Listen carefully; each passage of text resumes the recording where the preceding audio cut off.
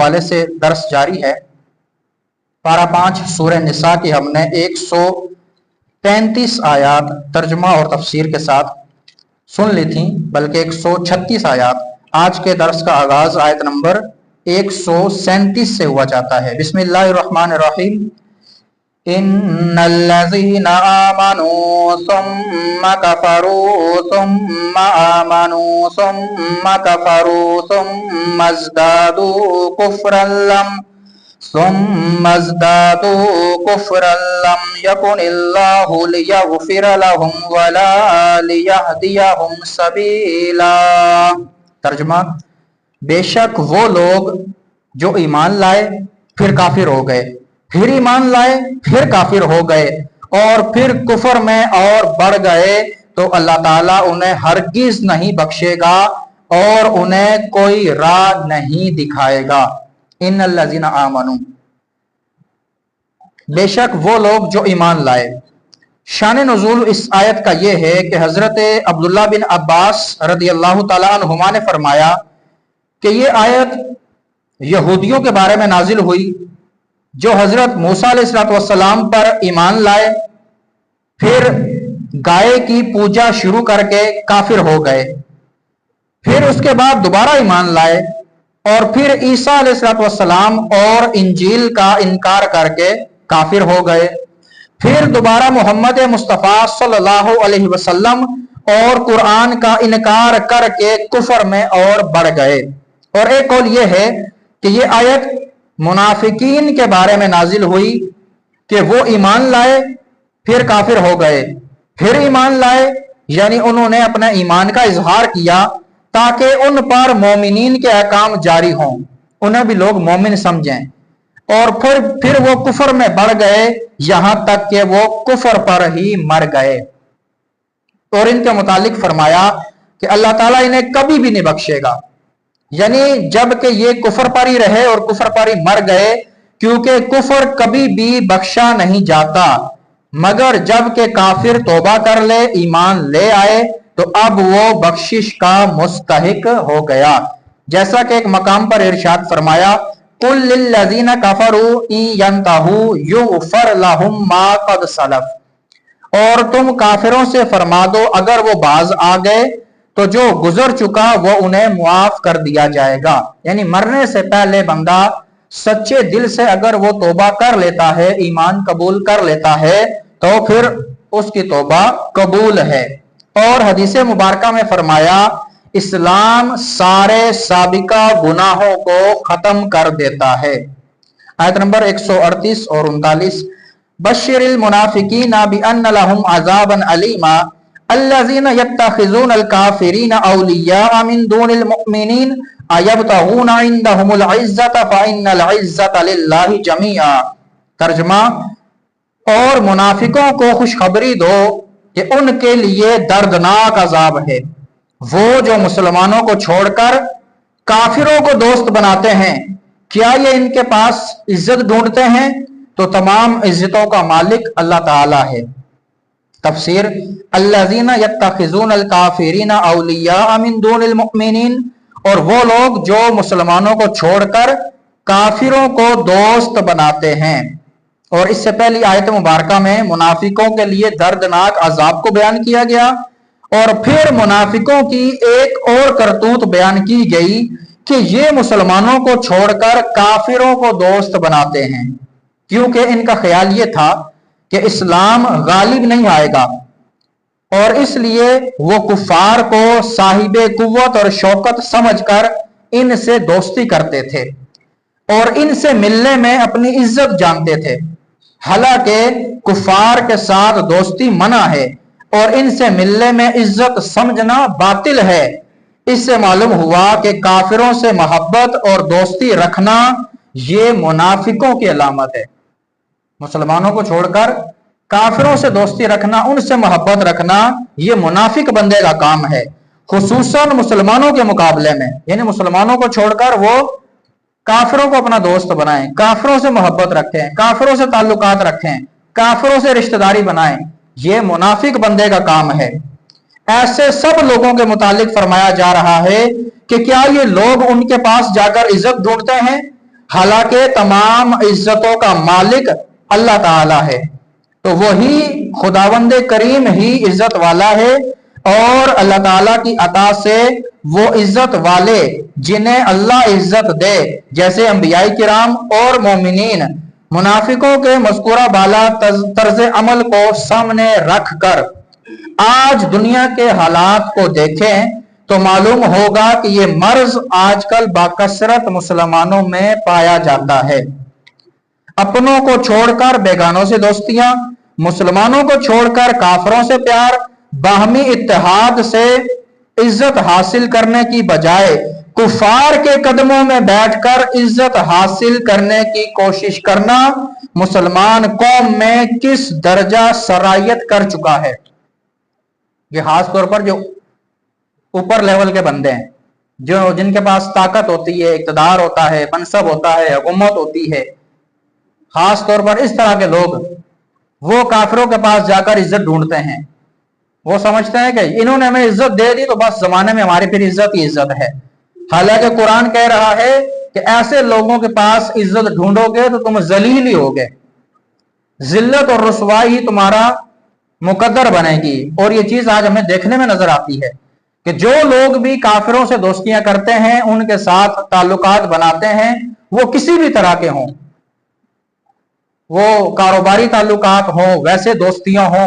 या किसी भी तरीके के मामलात हों, उनसे जाके वो जब वो दोस्तियां करते हैं, उनके पास जाकर इज्जत ढूंढते हैं तो आज जमाने में जलील हैं, रुसवा हैं। अल्लाह ताला हम सब मुसलमानों को अक्ल सलीम अता फरमाए। आयत नंबर 140, वक़द नज़्ज़ला अलैकुम फिल किताबी अन इज़ा समिअतुम आयातिल्लाहि युकफरु बिहा व युस्तहज़अु बिहा फला तक़उदू मअहुम हत्ता यख़ूदू फिल हदीसिन गैरि इन्नकुम इज़म मिस्लुहुम इन्नल्लाह जामिउल मुनाफिकीना वल काफिरीना फी जहन्नम जमीआ। तर्जुमा, और बेशक अल्लाह ताला तुम पर किताब में यह हुक्म नाजिल फरमा चुका है कि जब तुम सुनो कि अल्लाह ताला की आयात का इनकार किया जा रहा है, उनका मजाक उड़ाया जा रहा है, तो उनके साथ हरगिज मत बैठो जब तक वो किसी दूसरी बात में मशगूल ना हो जाएं, वरना तुम भी उन्हीं जैसे हो जाओगे। बेशक अल्लाह ताला मुनाफिकों और काफिरों सबको जहन्नम में इकट्ठा करने वाला है। तर्जुमा और तफसीर, बेशक तुम पर अल्लाह ताला ने किताब में यह हुक्म नाजिल फरमा दिया है। इस आयत मुबारका में वाज़े तौर पर फरमा दिया कि जो लोग अल्लाह ताला की आयात का इनकार करते हैं या उसका मजाक उड़ाते हैं, जब वो इस खबीस काम में मसरूफ हो तो इनके पास मत बैठो, बल्कि हुक्म यह है कि ऐसी जगह जाओ ही मत, और अगर जाना पड़ जाए तो जब हाथ से रोकना मुमकिन हो तो हाथ से रोको, अगर जबान से रोक सकते हो तो जबान से रोको, और अगर ये भी ना कर सको तो दिल में इस हरकत से नफरत करते हुए वहां से उठ जाओ, उस मजलिस को छोड़ दो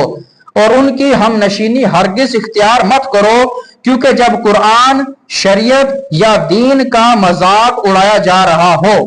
और वहां उसके बावजूद बंदा बैठा रहे तो फरमाया या तो खुद ये इस काम में मुब्तला हो जाएगा या इनकी सोबत की नहूसत से मुतासिर होगा, या कम अज कम इतना तो साबित हो ही जाएगा कि इस शख्स के दिल में दीन की कदर मंजिलत नहीं है, ये दीन के बारे में को खास दीन को अहमियत नहीं देता। ये बात फिर वाज़े हो जाएगी, क्योंकि अल्लाह ताला और उसके रसूल सल्लल्लाहु अलैहि वसल्लम कुरान मजीद और दीन मुबीन से मोहब्बत होती तो जहां इनका मजाक उड़ाया जा रहा है वहां हरगिज ना बैठता, क्योंकि इंसानी फितरत है कि जहां आदमी के प्यारे को बुरा कहा जाए वहां वो नहीं बैठता। जैसे किसी के माँ बाप को जिस जगह गाली दी जाए, क्या वो वहां बैठना बर्दाश्त करेगा? अगर उसकी कुदरत में नहीं होगा उनको रोकना, अगर वो बहुत बड़े बदमाश हैं, वो बहुत बड़े इक़्तिदार वाले हैं, मनसब वाले हैं, या उनके पास ताकत और कुव्वत है,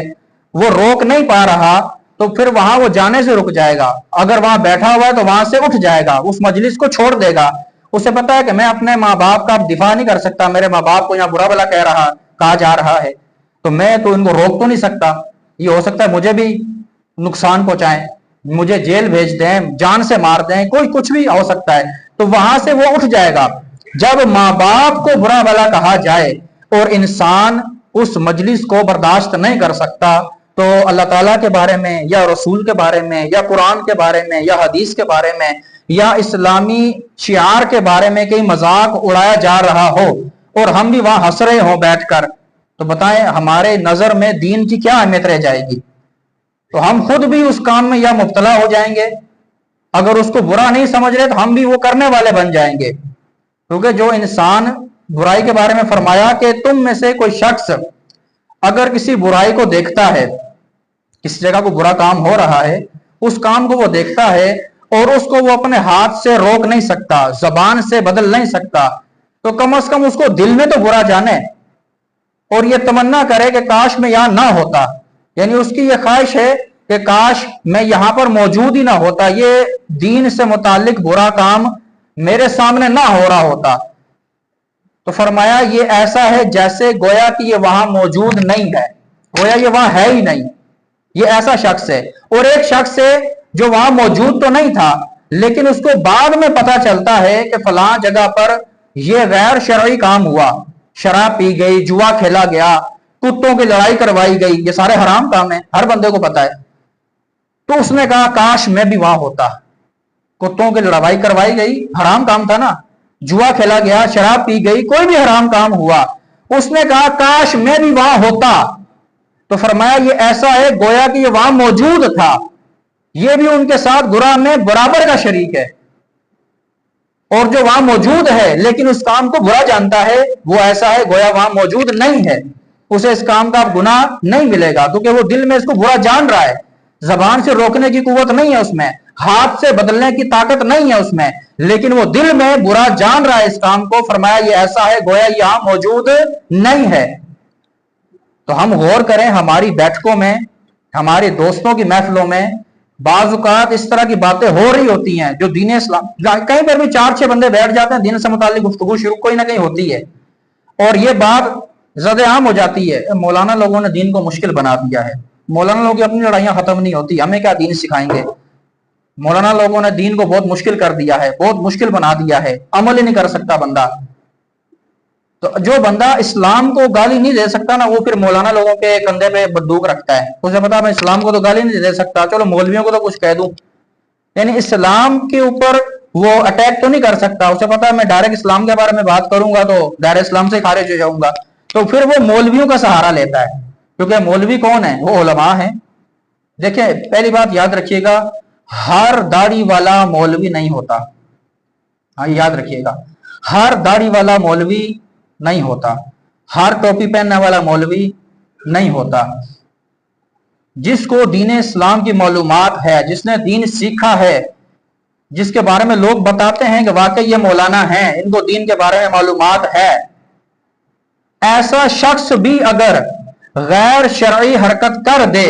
जो वाकई मौलाना है, आलिम है, मुफ्ती है, अगर वो भी कोई गैर शरई हरकत कर दे तो फिर भी किसी को इजाजत नहीं है कि वो इस्लाम के बारे में बुरा बात कहे, इस्लाम के बारे में वो बकवास करे कि यार मौलवी ऐसे होते हैं तो इसलिए हम मौलवी नहीं बने। ओ भाई उसका अपना फेल है ना, उसने इस्लाम का लिबादा ओढ़कर इस्लाम को बदनाम किया है। ये बात सुनने में आ रही होती